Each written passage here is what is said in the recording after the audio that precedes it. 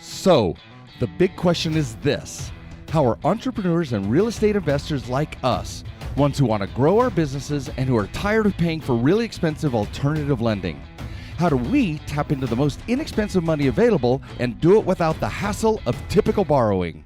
That is the question, and this podcast will give you the answers.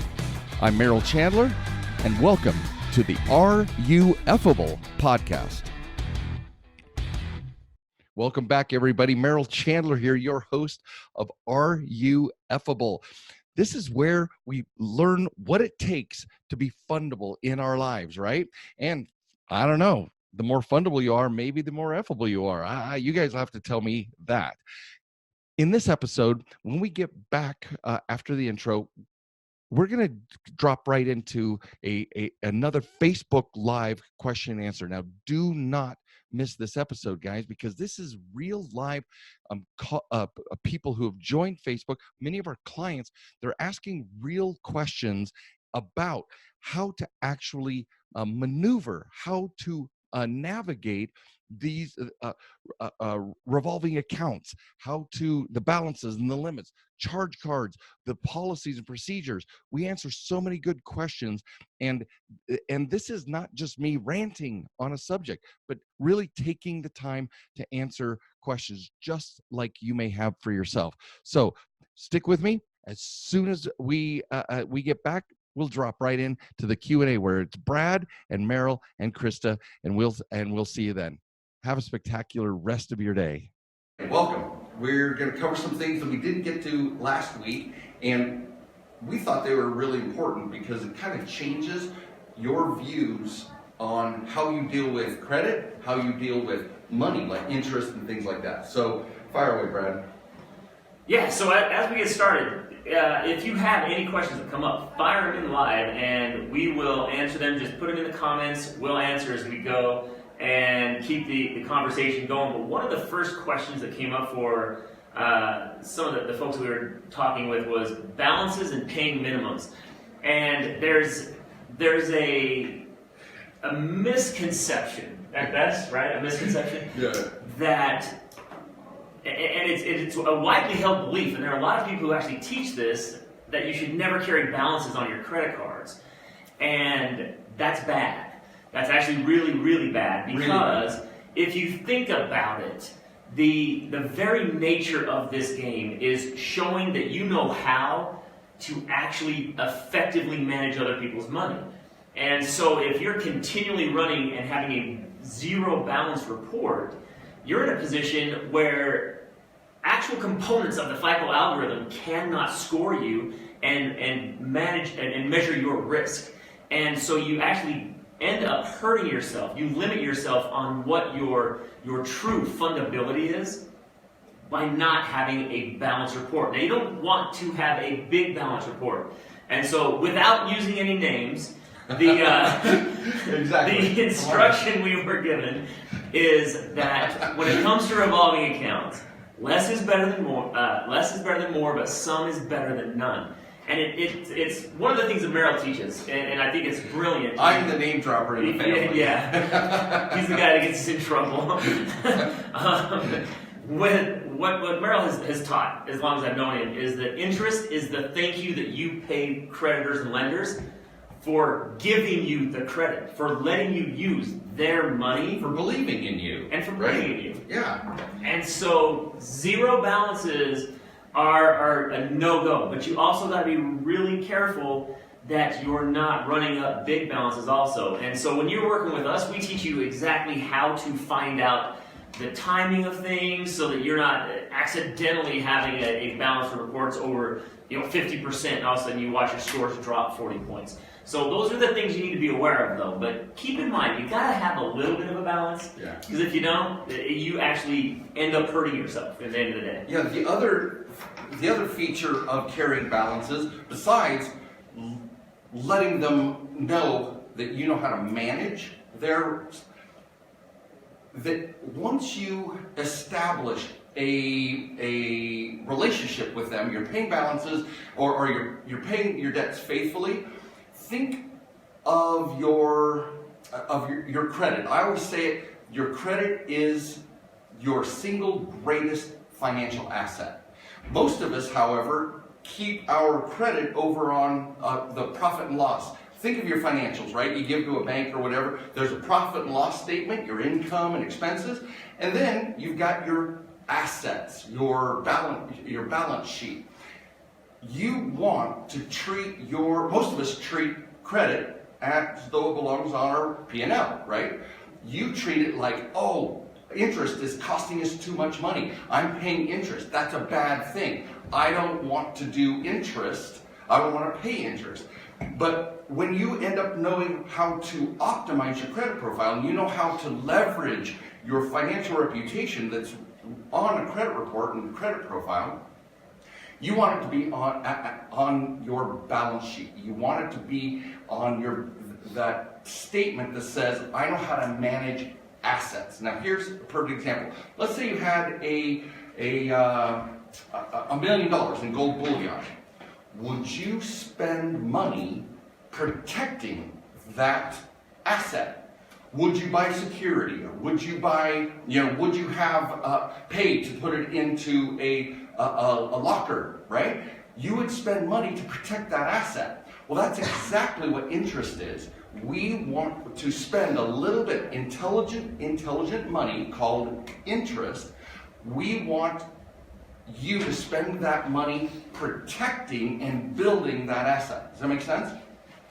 So do not put it on the P&L. Oh, I got to protect my interest. I'm spending too much money on interest.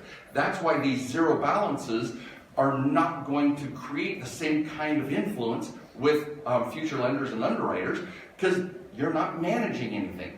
We don't want to get you in debt, but we do want strategic debt that is going to create this message to lenders that you not only know how to manage it, but you're investing in your asset we call your credit profile. I like it. And so Krista has joined us. Advisor Team 1, Team Lead. Hello. Hey Krista. Hey, how's it going? Good. Why don't you start it off about authorized users? What's your thoughts? Authorized user cards. So I think a lot of people out there are under the impression that authorized user cards are great for building credit, especially if they've been through a bankruptcy, if they've got some serious derogatory accounts, or don't have much credit history. They think that being an authorized user on their parents' card, on their spouse's card, whoever it might be, they think that's a great way to develop credit. But the way that FICO looks at authorized user cards and the way that underwriters and banks look at those cards is pretty insignificant in comparison to an individual user card. So they actually really can only hurt you, because if the main user on the card charges up the card, maxes it out, or if they don't make their payment, that's going to negatively impact you and impact your score. FICO actually said that it doesn't benefit you anything, but if they go late, because you're associated with it, it's guilt by association, and it will tank your score. Even though you don't get positive points, it will gut you if they do negative points. Right. And even if you and that other person are paying everything off responsibly, you're still only getting a smaller amount of points. You're not getting what you could be getting if you had a strong card and you're the individual user on that account. Yeah. Now, to add just a little bit more to that, as you look at how the authorized user lands, there's going to be a lot of information out there that is terrible misinformation. I actually watched a video probably a month and a half ago about a guy who his secret to getting your credit score to jump 50 or 60 points in 30 days was getting an authorized user card. Now, is that possible? Yeah. Yeah, but points versus... But watch last week's video we did live, because your points are your scoreboard, right? Your points aren't your approval. It's not your profile. So if your goal is, I want to get that first credit card in my hands, an authorized user, a bunch of authorized user cards can help you. Here's the downfall. At some point, when you want to have, say, a home loan, or if you work with us and come in and you want business lines of credit, you're done. Because you've got mom's authorized user card on your profile that's 20 years or 10 years or whatever it is, and then you've got your $300, $1,000, $5,000 card that you just got through that approval, and then you go to a real underwriter, and they look at that profile and they go, so the Amex isn't yours, the Chase isn't yours, the Wells Fargo isn't yours, the Discover isn't credit yours. union, the local credit union for $1,000, that is yours. That's yours. So they completely discount all of the other trade lines because they're not your reputation. Even if it's stellar, it's not your reputation. So what happens? You get in and you have these authorized users. There's going to be a point in time when you want them off your profile, and when you do that, you will watch your profile tank. Now, could you leave them on there forever? Theoretically, yes, but you're not going to be fundable. You're not going to be fundable, right? And Keep them. But now, let me just qualify this real quick if I can. If you don't want to go out and get approved for home loans, or if you don't want to get business lines of credit like our main constituency of clients, our main focus, they come in and that is what they want. If that's not your game, if you're just about, I want to have a car, I want to have a few credit cards, I want to go to Europe on points, cool. You can have that profile and it can sit there forever. It's not going to hurt you. But if you want to be an actual leverage borrower, balked on that. You don't want those on your profile. That's the reality. And here's the thing. While we each speak, we're all shaking our heads, and we are shaming and making fun of people who have done this. And the intention is not to make fun of you if you're in that situation, or you've listened to other people online or gone to Credit Karma, and received information from other sources.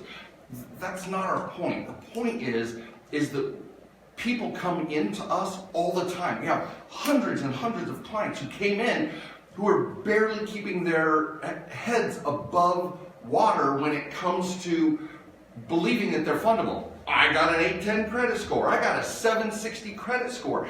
And like we said last week, you've been what's the English word for it? Engañado. That's Spanish. You have been deceived that your score is more important than your fundability, than your profile. And that's what, as Brad said, that's what the authorized user will allow you to do. You will raise your score. Score in that case is meaningless when it comes to your fundability. So we're not making fun of you if you believe somebody else.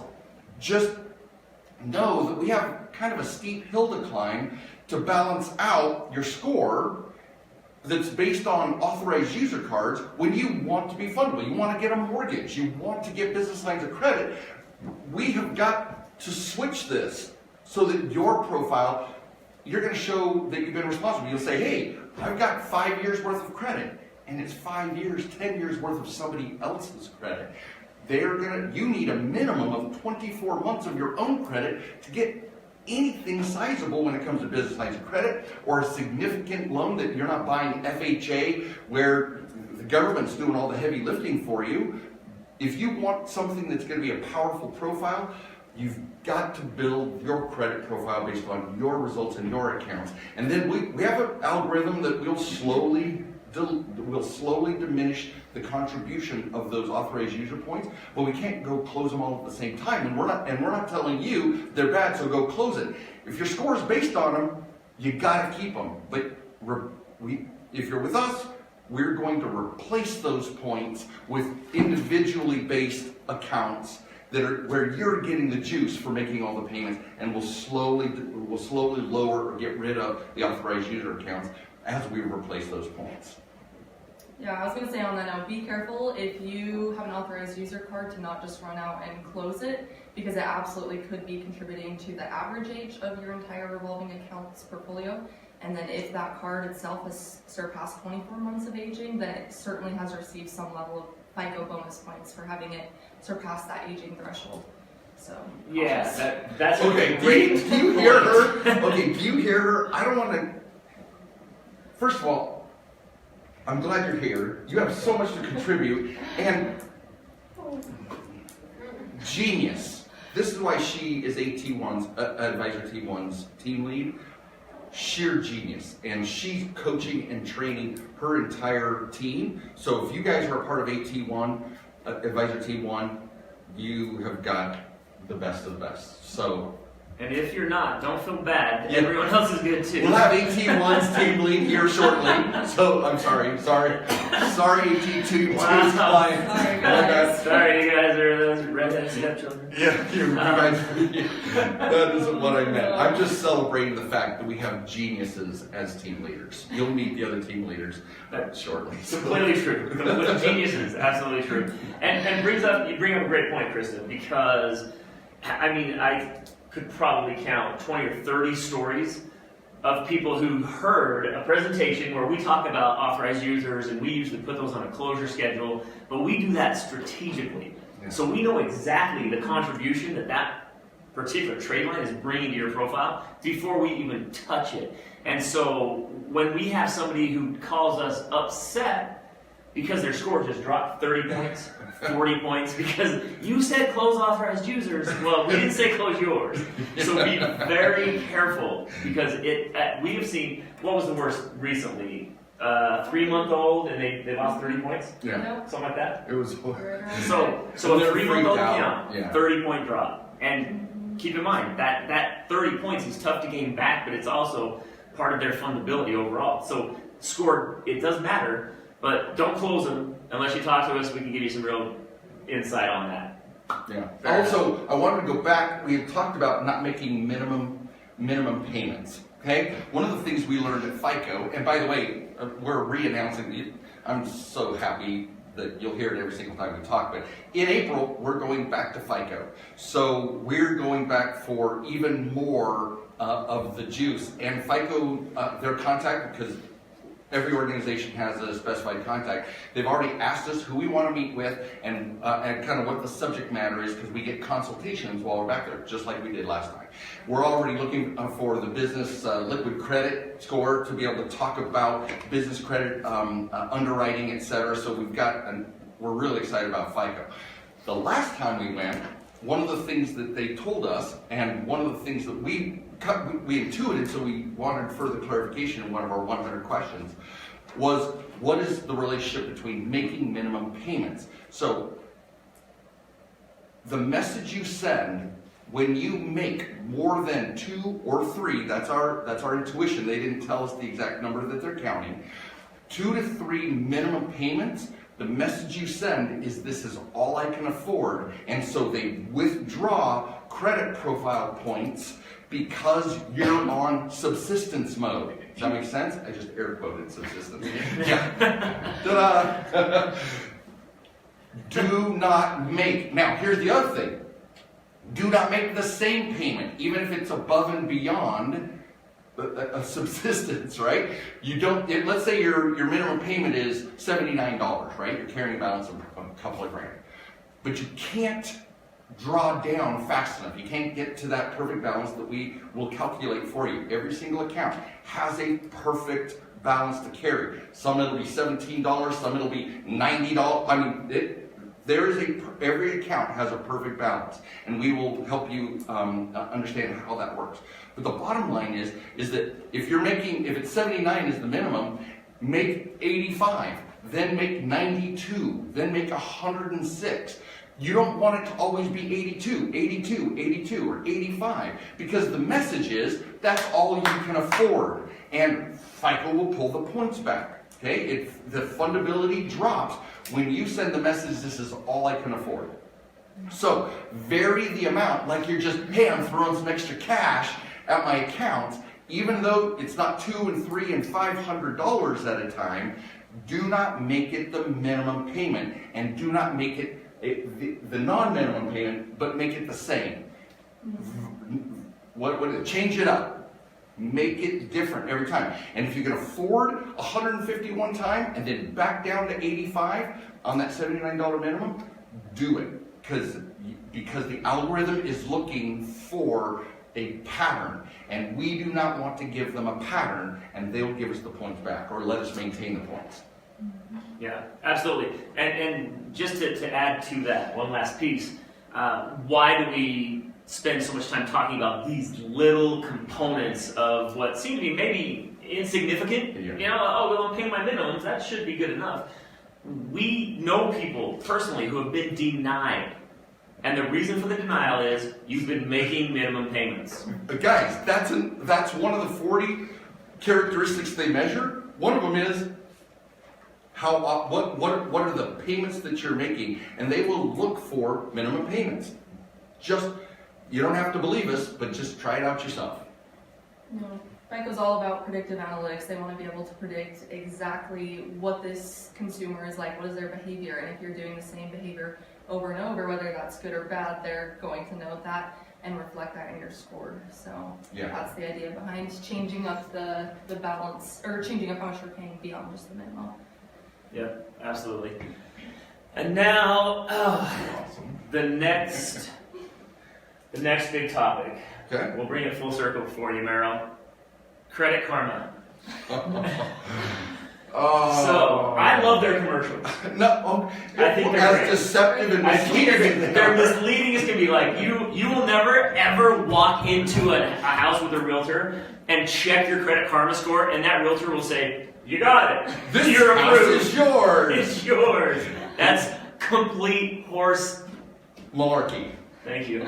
It's garbage. Shite. It's British. I said it into my breath. Have something else in. Okay, and here's the thing. We laugh about Credit Karma because it's the elephant in the room, right? Everybody compares their credit scores from Credit Karma. Credit Karma uses a FICO score. It uses the Vantage score, which is the sorry, not sorry. Isn't that sorry. That's what millennials say, right? Sorry, not sorry. They are.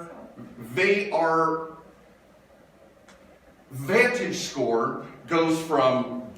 They basically started from a D minus to an A plus, right? It went from 990 to 550. And then they couldn't get any traction. It's developed by the 3 credit bureaus to compete against my FICO. Now, my FICO has been doing this for literally 70 years, and there's no chance in hell that they're going to trump it. So they started out on this 990 to 550 and wanted to make it like grades, A through D. Very you're an AT1 for you, by the way. Yeah. And the problem is that they couldn't get any traction, so just last spring, they revamped their whole score to go from the 350 to the 850, which is exactly FICO's measurement. So if you can't beat them, join them, at least on how they measure it, right? So now your Vantage score and your FICO score would have similar score valuations, but that's where the deceptive part is because Vantage score isn't used by lenders. You guys, you gotta go find out what your score is that the lender is going to use, right? Now, if you're working with us, we're going to develop a profile where the score is meaningful. But if you've got an 810 credit score and it's based on a credit union, your Home Depot card, I always use that example, you're not going to get funded for a mortgage or probably not even a car. The idea is you have to use the score that the lenders are using. So now back to Credit Karma. Credit Karma is valued, God bless them, love the valuation, $2 billion on not telling the truth. Okay? They are promulgating all of the stories, the misconceptions, and the credit myths that your score matters. Like you walk in and like, oh, Credit Karma says that I can afford this house or that I can qualify for this house, and everybody's celebrating and lead you to believe that that's going to work, that it's going to mean anything, it's going to matter. You're going to go to your mortgage broker, and that mortgage broker goes, Credit Karma, I'm pulling FICO scores. I'm pulling FICO scores 5, 4, and 2. If you're our client, you're going to know what all of that means. So, Credit Karma, bless their hearts, love them. We're going to exceed that valuation here soon.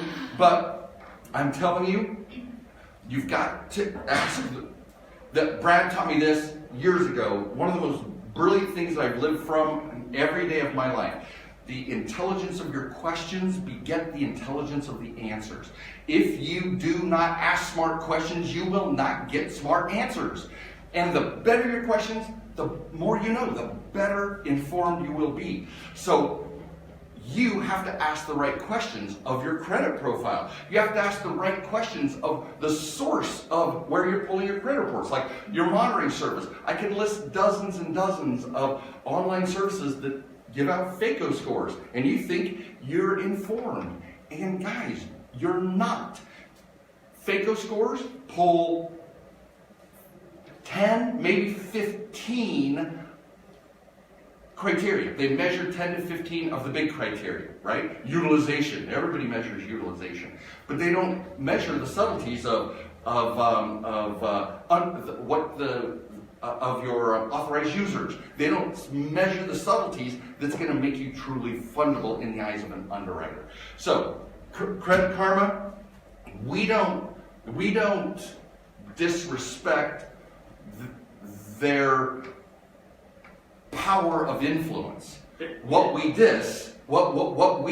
would call them out on a head-to-head, put us on, what is it, Dateline or whatever, go like, let's talk shop. We call you out, Credit Karma, into a debate. Thunderdome. Yeah, Thunderdome, Credit Thunderdome, right? We would take on any one of your people and ask the questions that are salient to, and do that publicly in a live. We'll do it a Facebook Live, but you do not get to straight up deceive clients, your people who are paying you good money, to tell them something that is not going to get them funded. You don't get to anymore. We won't let you. So David and Goliath, whatever you want to call it, we've officially issued our challenge. Apparently the gauntlet is... We've been thrown. We throw the gauntlet. Now, I will say this, because I agree with everything Meryl said, obviously. We come from the same camp on this one. But Credit Karma has done a great job of creating awareness, right? And there's more of a social awareness about credit, which has long been kind of the secret, just unknown, uncertain thing that we've all dealt from, that space. So there's a great awareness there. It's just that it's so misleading. Right? I mean, 90% of lenders use FICO. 90%. You're not going to walk in and get a mortgage off of anything other than a FICO score. And Meryl mentioned exactly what versions of FICO that's going to be. Like if you're lost in the weeds thinking you're going to get it, you can walk in and your scores can be substantially different. We've seen as much as 100 points. It's not uncommon to see 30 to 40 point differences where people walk in thinking they're going to get approved because they looked at Credit Karma, and then they pull a FICO score and they're not approved. Or they're approved at a much lower rate, where all of a sudden the interest lower limits. Yeah, we'll approve you for a $20,000 car, not a $40,000 car that you're shopping for. Yeah, or I can get you into this home loan, but you're not going to get it at 4.3% or 3.9%. It's going to be 5.6%. Yeah. The cost of that is staggering. It's just not right. Yeah. And while I can be an arrogant ass about what we know or how we portray this, I just want social responsibility. If you have influence, us or anybody, if you have this much influence, then tell the truth, okay? Just tell the truth so that people can count on it. That's what you deserve. To be in business, you gotta have social responsibility, and that comes from. There's no harm, no foul in. Why don't you use FICO then? Abandon ship because I'm going to say Credit Karma is the largest single user of VantageScore because nobody else of any worth. Sorry, consortium of 3 credit bureaus who've dominated this market for way too long. FICO is the balance of power that says we're going to use the data and we're going to score it, but we're not going to be a part. of the 3 credit bureau triumvirate. Anyway, just be socially responsible, teach the truth, allow access to the truth, and we'll be your greatest champions, because it is social awareness. It is creating an awareness, and we don't want to be the only voices out here, but so far we are. So the challenge has been issued. Yep. Anything else from the gallery? Yeah. Any questions, comments, thoughts? We have a live studio audience, so anyway. Well, those are all the questions I had from last week. You're not going to get anything, So- but you're not going to get anything but the damn truth here. Yeah, So- count on the raw truth with Credit Sense. Yeah, including The expletives. unfiltered. They have. A little unfiltered. Yep. Okay. So anyway, thanks guys for joining us. Those of you who did, if you enjoyed this, give us a look. Come check it out on Facebook, YouTube. Share it to people who need to know. Your fellow Maybe Credit share it to Karma. Credit Karma. I don't know if we're gonna users. start that battle, but I will definitely hashtag Credit Karma. Now, and also, if you've got questions, let us know. Yeah. Shoot, ask us questions under the comments in the video when you watch it, or shoot us an email at info@creditsense.com. We can answer any questions you have, and we're happy to. Yeah, absolutely. Guys, be well. We'll see you next week. Thank It's you. going to be a different day next week. Oh yeah, next week will be a Tuesday. Woo! We're doing Tuesdays. So, Yeah, Tuesdays. Tuesday, Tea sets. Tuesday tea with the team. There you go. All right. Okay, guys. Thanks. Bye. Hey guys, thank you for listening to Are You Effable? Please leave comments, because I would love to read about your aha moments from this episode. And be sure to visit fundinghackers.com to view the blog post, get important links, join our community, and much, much more. And you gotta tell your friends about this podcast. We want them to become effable too.